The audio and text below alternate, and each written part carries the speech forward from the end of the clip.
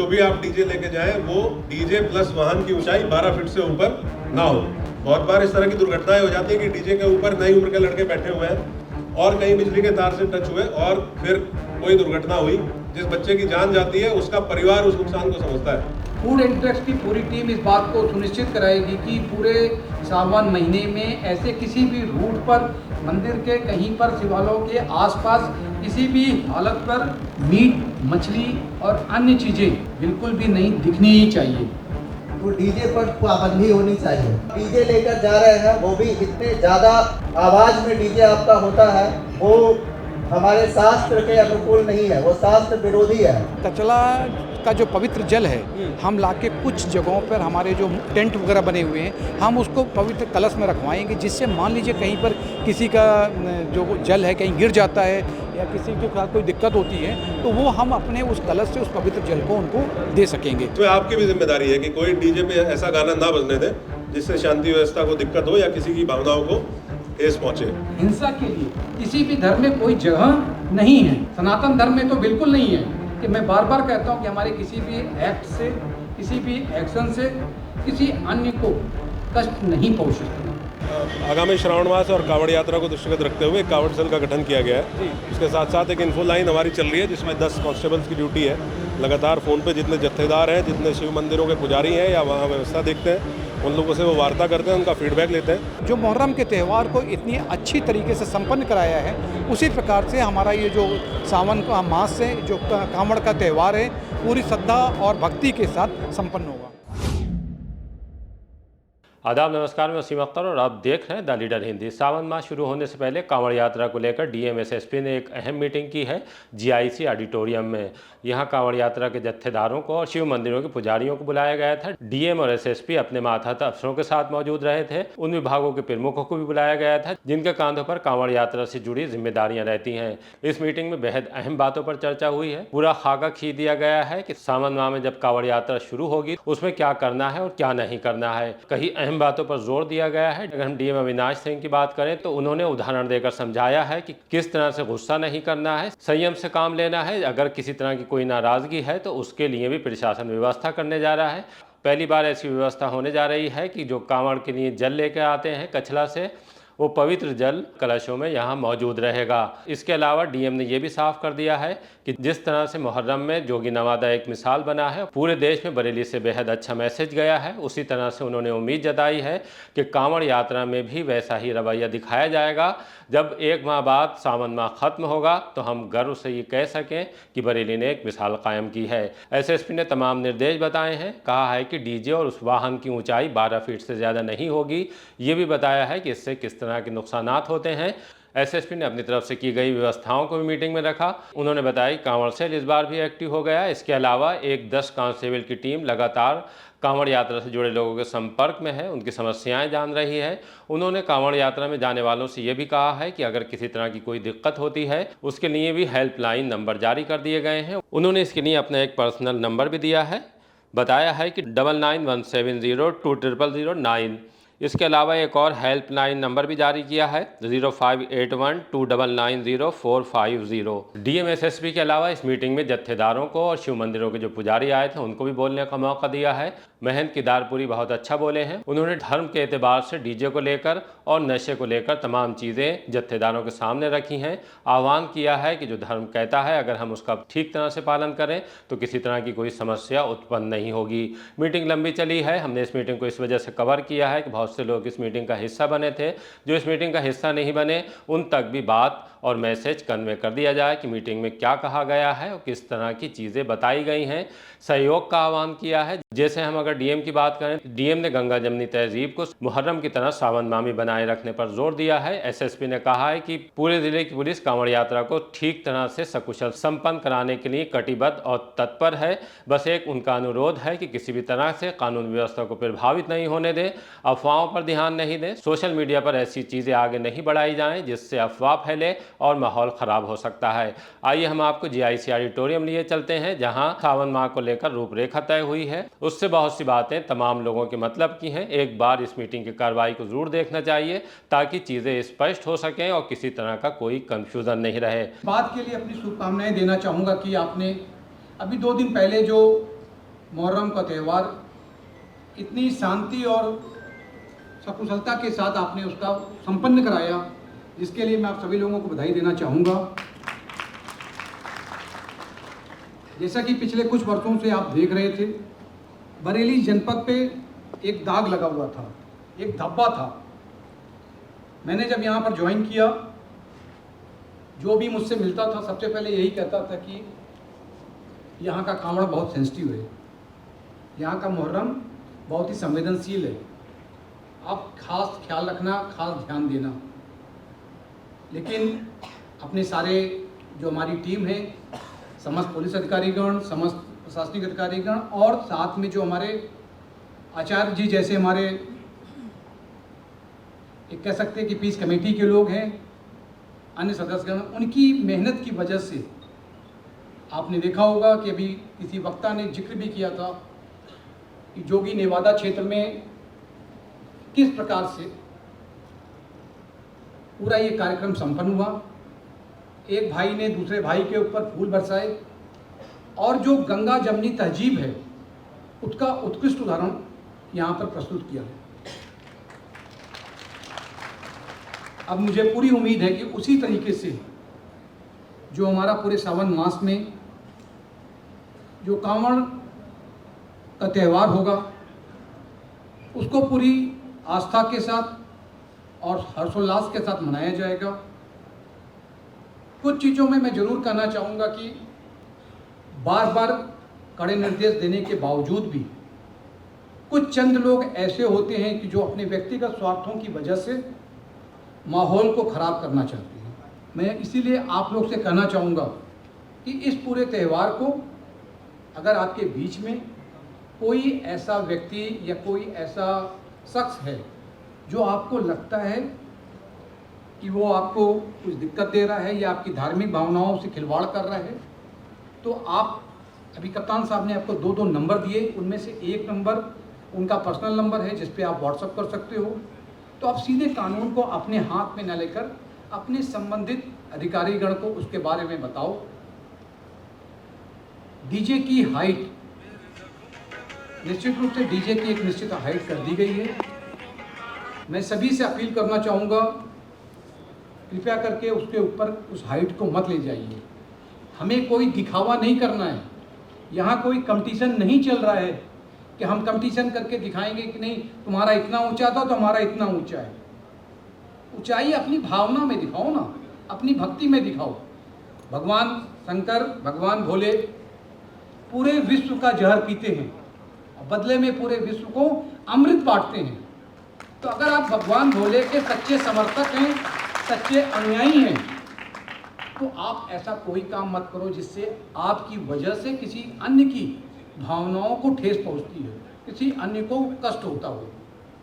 निश्चित रूप से अभी पिछले जो सावन का महीना था, पिछले पोस्टिंग में मैंने वहाँ देखा था कि साहब किसी ने बागपत से डीजे मंगवाई थी, किसी ने मुजफ्फरनगर से, किसी ने मेरठ से, और उसके ऊपर ह्यूज अमाउंट उन्होंने खर्चा किया था उस डीजे पे।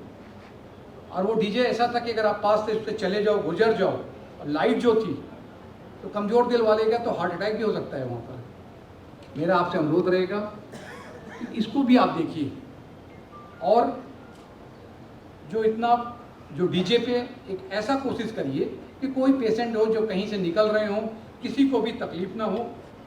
हम लोगों ने एक प्रयास किया है, कल मैं अपनी पूरी टीम के साथ जाकर पूरी बदायूं रोड का जो कचला से आप लोग लेकर आओगे पवित्र जल, हम लोगों ने पूरा रूट देखा हुआ है। मैं डीपीआरओ साहब से ज़रूर कहना चाहूँगा कि पूरी टीम को लगा दिया जाए, और जितने भी जो कांवड़ साथी हैं जो जनपद में चाहे अन्य जनपदों से आते हों या जो यहाँ से अन्य जनपद को जाते हैं और वहाँ से पवित्र जल लेकर आते हैं, तो स्वच्छता और सफाई पे खास तौर से ध्यान दिया जाए।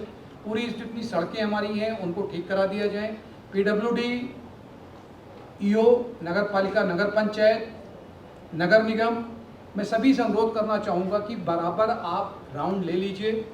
जहाँ कहीं भी आपको लगता है कि कुछ हमारी सड़कों की स्थिति ठीक नहीं है, क्योंकि बारिश हो रही है, कई जगह सड़कों को ठीक कराया गया है, लेकिन उस बारिश की वजह से कुछ जगहों पे सड़कें टूट गई हैं। तो हम लोग लगातार राउंड लेकर इसको देख रहे हैं कि कहीं पर भी जो सड़क की स्थिति ठीक नहीं है तो उसको हम लोग पूरी तरह से उसका मरम्मत कराने का प्रयास करेंगे। एडीएम सिटी साहब से मैंने कहा है कि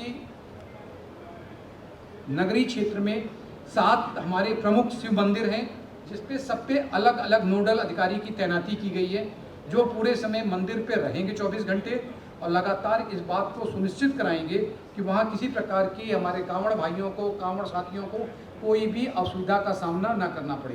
फूड एंड ड्रग्स की पूरी टीम इस बात को सुनिश्चित कराएगी कि पूरे सावन महीने में ऐसे किसी भी रूट पर मंदिर के कहीं पर शिवालयों के आसपास किसी भी हालत पर मीट, मछली और अन्य चीज़ें बिल्कुल भी नहीं दिखनी ही चाहिए। इसको अच्छी तरह से नोट कर लेंगे आप लोग। एक शासन से आदेश आया QR कोड का भी, वो भी हर दुकानों पर लगाया जा रहा है जिसमें कि उसकी रेट लिस्ट भी लगी होगी। एक जगह मैंने एक बार पढ़ा था, देखा था कि समोसे के रेट को लेकर झगड़ा हो गया था।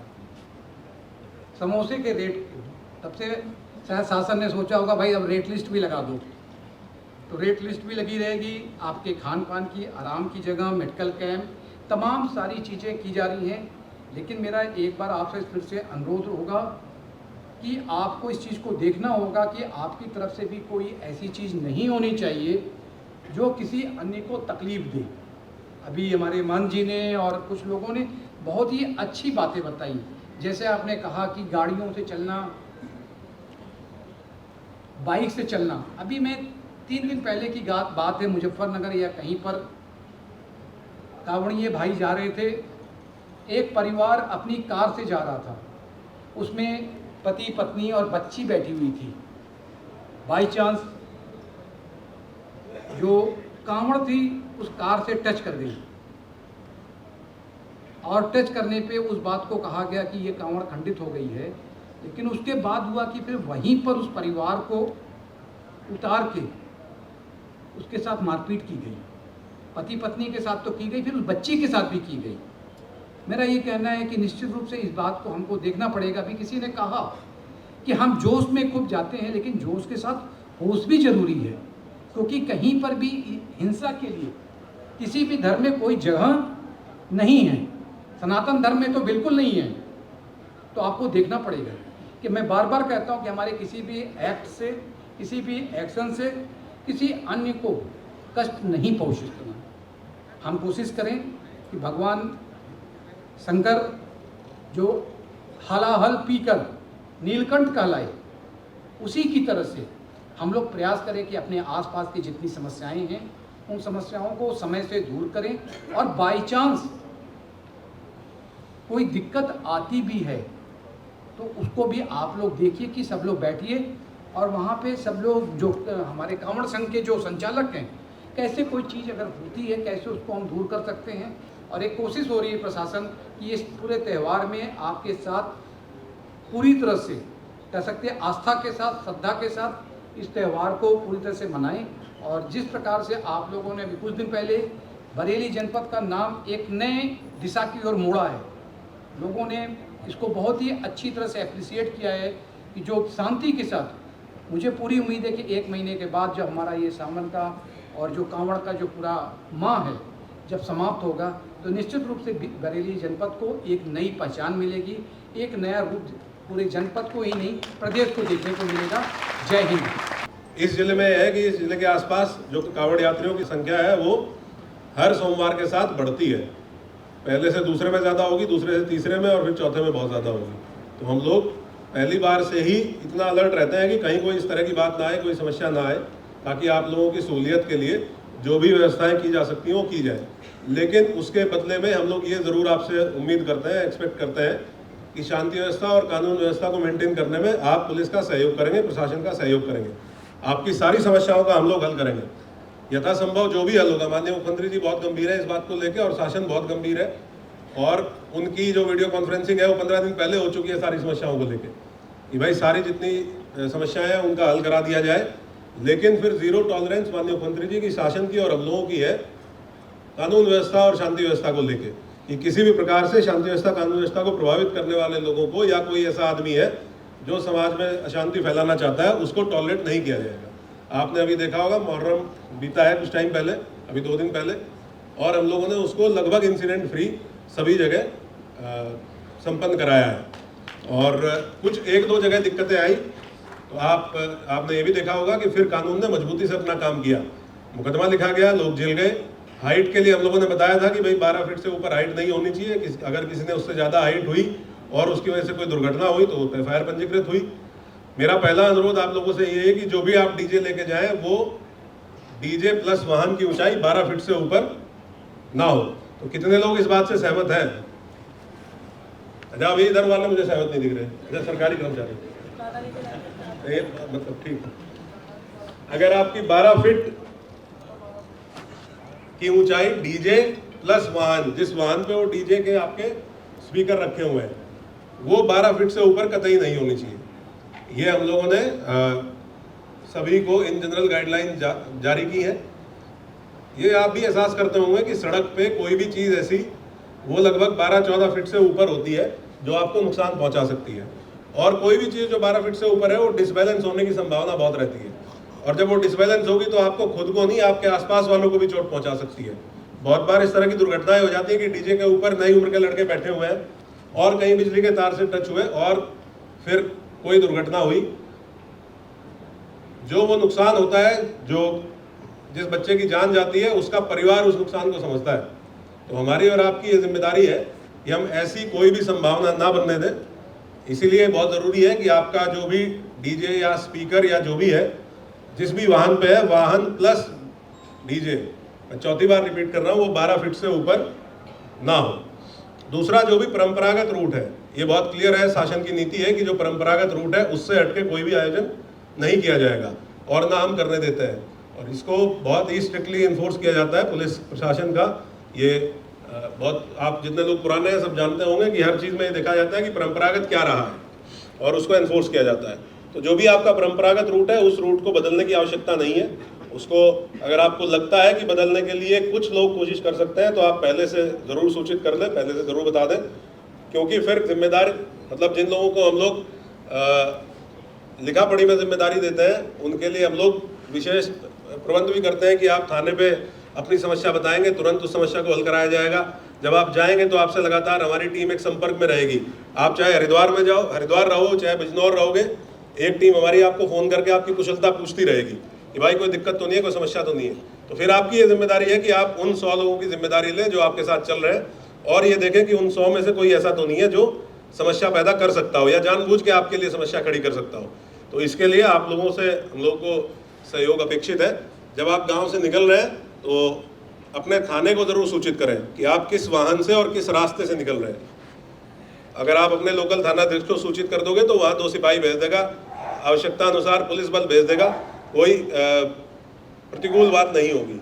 जाहिर सी बात है, जब किसी आप दूसरे धार्मिक स्थल के सामने से गुजर रहे हैं तो वो सम्मान के तौर पे आपको अपना जो भी आपका लाउड स्पीकर है, डीजे है, उसकी वॉल्यूम कम कर लेनी चाहिए। अगर कोई ऐसी जगह है जहाँ पे संवेदनशीलता ज़्यादा है तो वहाँ के लिए आपको विशेष रूप से बात कर लेनी चाहिए। आपके जो SHO है या जो आपके CO साहब हैं उनसे बात कर लीजिए, उनको बता दीजिए कि साहब यहाँ थोड़ा सा पुलिस और बढ़ा दें। हम लोग ड्रोन से भी निगरानी कराएंगे ऐसे एरिया की जो संवेदनशील एरिया हमारे यहाँ चिन्हित है। तो किसी भी प्रकार से जनपद में कोई इंसिडेंट ना हो, कोई शांति व्यवस्था की समस्या ना आए, इसके लिए हम लोग पूरी तरह से प्रतिबद्ध हैं और इसमें आपका सहयोग ज़रूर अपेक्षित है।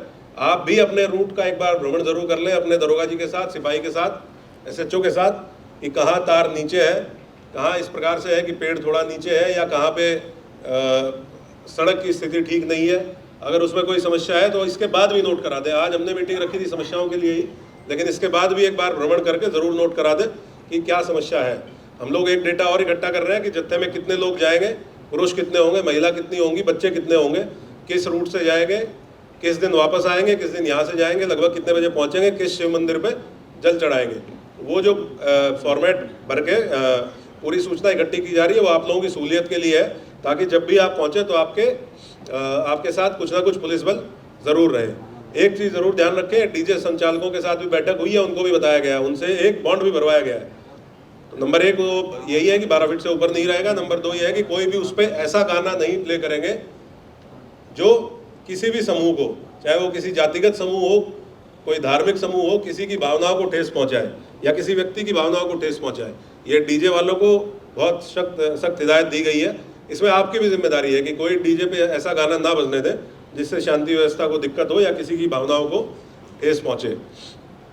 अगर रूट में कहीं कोई समस्या है तो आप 2 नंबर ज़रूर नोट कर लीजिए।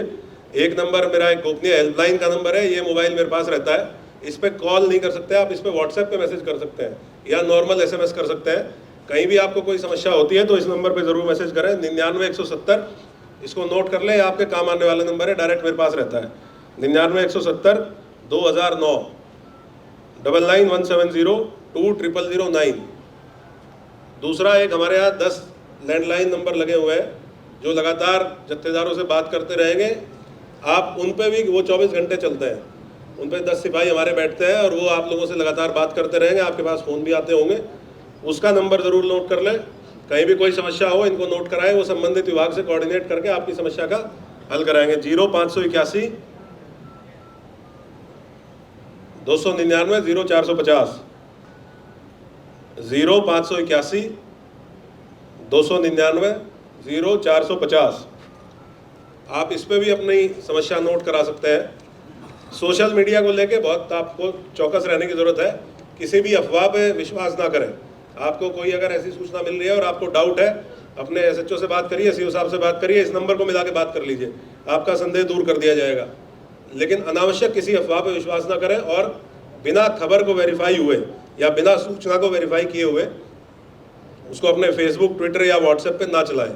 आप सभी को ये पता होगा कि सोशल मीडिया के माध्यम से अगर कोई अफवाह फैलाता है तो उस पर मुकदमा लिख के फिर बहुत कायदे की कार्रवाई की जाती है। तो कोई भी झूठी चीज़ या ऐसी अफवाह जिससे विद्वेष फैलता हो उसको आपको ना तो खुद शेयर करना है ना किसी को शेयर करने देना है। मुझे यही चीज़ें आप लोगों से कहनी थी और एक बार फिर से हम लोग आपको आश्वस्त करेंगे कि हम लोग प्रतिबद्ध हैं, कटिबद्ध हैं पूर्ण रूप से आपकी सुरक्षा व्यवस्था के लिए, आपके लिए ये इंश्योर करने के लिए कि कहीं कोई किसी प्रकार की समस्या ना हो। लेकिन आपका ये सहयोग ज़रूर अपेक्षित है कि अगर कोई भी बात ऐसी होती है तो आप तत्काल पुलिस को सूचित करें, अपने आप कुछ ना करना शुरू कर दें और थोड़ा धैर्य रखें और शांति व्यवस्था मेंटेन करने में जनपद पुलिस और प्रशासन का सहयोग करें। सुरेश शर्मा नगर चौराहे पे जो भंडारा है आप लोग लगाते हैं, ध्यान में विशेष ध्यान रखिएगा भाई। अच्छी खासी संख्या में लोग वहाँ पे श्रद्धालु आते हैं, लोग भी आते हैं, तो जो कूड़ा एक उत्पन्न होता है वो सीधा सड़क पे फेंक के चले जाते हैं। तो इंश्योर करिए जो भी आयोजक हैं वो डस्टबिन बड़ा सा स्वयं रखें, कूड़ा इकट्ठा करके रखें, हम टीम अपनी डिप्लॉय कर देंगे, वो कूड़ा आपसे इकट्ठा करके ले जाएगी। लेकिन उसको कभी बाहर या सड़क पे नहीं फेंकने का कोशिश करिएगा। जो हमारे शौचालय स्मार्ट सिटी द्वारा भी और नगर निगम द्वारा भी संचालित हैं, उसकी साफ़ सफाई भी हम लोग करा लेंगे। कुछ जगह विज़िट भी किया था तो भी दिक्कत है, तो वो दुरुस्त करा लिया जाएगा समय से। स्ट्रीट लाइट्स ऑलरेडी दिखवाया जा रहा है। एक CB-गंज एरिया था जहाँ पे कलरफुल लाइट्स की भी डिमांड थी और थोड़े स्ट्रीट लाइट्स की भी डिमांड थी, वो भी जो है नगर निगम द्वारा वहाँ पे कार्य शुरू करा दिया गया है। जो दोहरा रोड और हारून नगला में समस्या बताई गई है उस पर भी हमारी टीम है यहाँ पे, और जो रास्ते की समस्या बताई गई है, गड्ढे हैं, वो समय से पैच वर्क करा लिए जाएंगे। कुछ रोड पे क्योंकि लंबा रोड है उसका अलग से एस्टिमेट प्रावधानित किया जाएगा, लेकिन वो चलने के लिए और किसी प्रकार की समस्या नहीं होगी इस लायक उसको मेंटेन करा लिया जाएगा। किसी भी प्रकार से नगर निगम की तरफ से आपको समस्या नहीं होगी। महंत केदारपुरी, अब हमारी निवेदन है, समस्या तो हमारे पास कुछ भी नहीं है और समस्या जो है वो अपने भाइयों से ही है। अभी जैसे ये बता रहे हैं डीजे नहीं जाता है, तो डीजे पर पाबंदी होनी चाहिए। हमारे शास्त्र में 3 तरह के जप होते हैं। पहला जप होता है वाचिक, जिसको आप उच्चारण करके बोलते हैं। दूसरा होता है मानसिक, तीसरा होता है मानसिक, है ना, और दूसरा होता है वाचिक। अब इसमें क्या है, जब आप जप करते हैं और जिसमें आवाज निकलती है आपकी, उससे जो पुण्य मिलता है उससे डबल पुण्य आपको मिलेगा। जब आप सिर्फ होठ हिला रहे हैं, आवाज नहीं आ रही है, और जो मन में करते हैं उसका 1000 गुना पुण्य मिलता है। और आप डीजे लेकर जा रहे हैं, वो भी इतने ज़्यादा आवाज़ में डीजे आपका होता है वो हमारे शास्त्र के अनुकूल नहीं है, वो शास्त्र विरोधी है। और जितने डीजे वाले जाते हैं उनको कोई किसी तरह का बाबा से कुछ भी प्राप्त नहीं होने वाला है। दूसरी चीज, जो आप नशा करते हैं, आप हमारे बनखंडी नाथ में आए, मैं पुराण लेकर बैठा हूँ, किसी भी पुराण में शिव जी ने कहीं भी चिलम को हाथ नहीं लगाया है। और आप जितने लोग हैं ये चिलम को हाथ लगाते हैं, बोलते हैं बाबा की बूटी है। जितने लोग चिलम का तस्वीर अपने डीजे पर अपने यहाँ वहाँ लगा कर ले जाते हैं, वो सब अपने धर्म को बदनाम कर रहे हैं, है ना। कहीं भी ऐसा शास्त्र में नहीं है। और अगर ऐसी कोई हमारी तरफ से कोई सहयोग चाहिए तो जूना अखाड़े के 1000 साधु आपके पास आएंगे। अगर कोई ऐसा वो करता है जिस जगह पर परेशानी हो रही हो, कोई डीजे लेकर जा रहा हो, आवाज ज्यादा है, उसको रोका जाए। जहां पर वो चिलम का वो कर रहे हैं, चिलम हमारे शास्त्र में कहीं भी नहीं है। भोलेनाथ में ने किसी भी पुराण में, किसी भी शास्त्र में डीजे चिलम को हाथ नहीं लगाया है ना। चाहे शिव पुराण हो, अग्नि पुराण हो, लिंग पुराण हो, हमारे पास सारे पुराण रखे हैं। बाबा बनखंडी नाथ आए, जिसको समस्या है वो आकर हमारे पास देखे, वहाँ कुछ भी नहीं है। शराब पीने की तो बात बहुत दूर की हो गई, है ना। तो आप लोग थोड़ा संयम से बनाकर चले। पुलिस प्रशासन का बहुत सहयोग होता है। और सबसे ज्यादा इनको परेशानी जो है वो किसी और धर्म, किसी और उससे नहीं है। सबसे ज्यादा परेशानी आपके खुद से है कि आप जब जा रहे हैं तो आप वहाँ कुछ न एक साथ दो बड़े जत्थे को ये नहीं जाने देना चाहते हैं। आप इनसे खुद पूछ ले, इनको पता है ये दोनों जत्थे आपस में लड़ेंगे। तो दूसरे धर्म की, दूसरे कौम की हम बात कर रहे होते हैं, ये नहीं करनी है। हम पहले अपने में संयमित हों, उसके बाद हम दूसरे के लिए वो करें, है ना। ओम नमो नारायण। तो आप लोगों से मेरा निवेदन है कि कांवड़ यात्रा एक विशाल धार्मिक श्रद्धा, भक्ति, भावना से ओतप्रोत की यात्रा है। इसमें किसी प्रकार के अस्त्र शस्त्र, तलवार, भाले आदि लेकर कृपया कोई न चले, इस बात का ध्यान रखें। पूरे कार्यक्रम की प्रशासन वीडियोग्राफी करेगा और जो भी दोषी पाया जाएगा उसे छोड़ेगा नहीं प्रशासन किसी हाल में। समझ लीजिए आप कि सभी अपने डीजों की ऊंचाई सीमित रखिए। कई जगह एक्सीडेंट हो रहा है, टकरा रहे हैं, लोग मर रहे हैं और ये बच्चे लोग को ऊपर बैठा देते हैं। आप 14, 15, 16, 18, 20 साल के लड़के हर साल 2-4 गिरते हैं, मरते हैं, कुछ ना कुछ होता। डीजे की ऊंचाई सीमित रखिए। चाहिए छोटे से छोटा डीजे छोटी गाड़ी पे लगाइए, कोई जरूरत नहीं। आप बड़ी बड़ी गाड़ियों को, बड़े बड़े डीजों में लाखों रुपए खर्च करते हैं, जैसे भी महेंद्र जी ने कहा। इसमें अन्य सतही पैसा वेस्ट होता है, कानों को बीमारी होती है, कुछ लोग बेहोश हो जाते हैं। तो इन बात का ध्यान रखिए। भोले बाबा के कहते हैं भोले रहिए, सबको प्रसन्न करिए। बोल शंकर भगवान की जय। और इसके साथ ही आप ध्यान रखिए, पहली नजर रखिए सब पर, कहाँ कौन क्या कर रहा है, ये बहुत जरूरी है। कोई घुस गया, कांवड़ आपकी बदनाम होगी, जत्थेदार बदनाम होगा। मीटिंग के बाद हमारे रिपोर्टर अंश माथुर ने डीएम और एसएसपी से अलग से बात की है। ये पूछा है कि क्या क्या व्यवस्थाएं प्रशासन की तरफ से होने जा रही हैं और प्रशासन जो कांवड़ यात्रा से जुड़े लोग हैं या इस जिले की पब्लिक है उससे किस तरह की उम्मीद रखते हैं, उनके लिए क्या मैसेज देना चाहेंगे। बरेली में सावन को लेकर एक बड़ी बैठक की गई है। हमारे साथ जिलाधिकारी बरेली मौजूद है, उनसे जानेंगे कि इस बार सावन को लेकर क्या विशेष जो है इंतजाम रहने वाले हैं। और एक बड़ी बैठक जीआईसी ऑडिटोरियम में आयोजित की गई है, उसमें रूपरेखा क्या बनी है, आइए जानते हैं। जी सर, जैसा कि आपके संज्ञान में है, 11 जुलाई से लेकर 1 माह का हमारा सावन मास प्रारंभ हो रहा है जी, जिसमें कि जनपद बरेली से और आसपास के तमाम जनपदों से बड़ी संख्या में जो हमारे कांवड़ साथी हैं वो जनपद में आते हैं और विभिन्न जगहों से, हरिद्वार से, पीलीभीत से और मुख्य रूप से जो बदायूं की कचला नदी है वहाँ से पवित्र जल लाकर जो हमारे नगर में 7 प्रमुख जो शिव मंदिर हैं वहाँ पर उस जल को अर्पित करते हैं और फिर वापस अपने अपने घरों को जाते हैं। इस सारी व्यवस्था को देखने के लिए आज मैंने और वरिष्ठ पुलिस अधीक्षक महोदय, जितने भी एडीएम साहबान हैं, सभी एसपी साहबान, सारे पुलिस अधिकारी, मजिस्ट्रेट साहबान, सभी की और जितने भी जनपद के कांवड़ संघ से जुड़े हुए लोग हैं सभी को यहाँ पर बुलाया गया था। मुख्य उद्देश्य था कि कांवड़ संघ के लोगों से उनसे फीडबैक लेना कि क्या क्या समस्याएं उनके सामने आती है और वक्त रहते उन समस्याओं का समाधान करके इस बार पूरी तरह से आस्था के साथ, शांति के साथ, मशगूलता के साथ जो है इस पूरे त्यौहार को मनाया जाए। इसमें पीडब्ल्यूडी जो हमारे सीएमओ हैं जो हमारे नगर आयुक्त साहब हैं, सब ये लोग भी मौजूद थे। और ख़ास तौर से बिजली विभाग के हमारे दोनों एसटी साहब थे, रूरल के और अर्बन के, जिससे कि जो समस्याएं आती हैं यही मौके पर उनका समाधान किया गया। कांवड़ संघ के संचालकों का नाम भी लिख लिया गया है, जिससे कि वो हम, और 2 नाम जो है पुलिस की तरफ से भी, कप्तान साहब की तरफ से दे दिए गए हैं, जिसको कोई भी समस्या होती है इसमें अपनी प्रॉब्लम को बता सकता है। और मुझे पूरी उम्मीद है कि जैसे अभी अब हमारी पूरी टीम के सहयोग से हम लोगों ने एक साथ काम करते हुए जो मुहर्रम के त्यौहार को इतनी अच्छी तरीके से संपन्न कराया है, उसी प्रकार से हमारा ये जो सावन का मास है, जो कांवड़ का त्यौहार है, पूरी श्रद्धा और भक्ति के साथ संपन्न होगा। ठीक है, इस बार जैसे आपने बताया कि जल की भी व्यवस्था कराई जाएगी अलग अलग पॉइंट पर।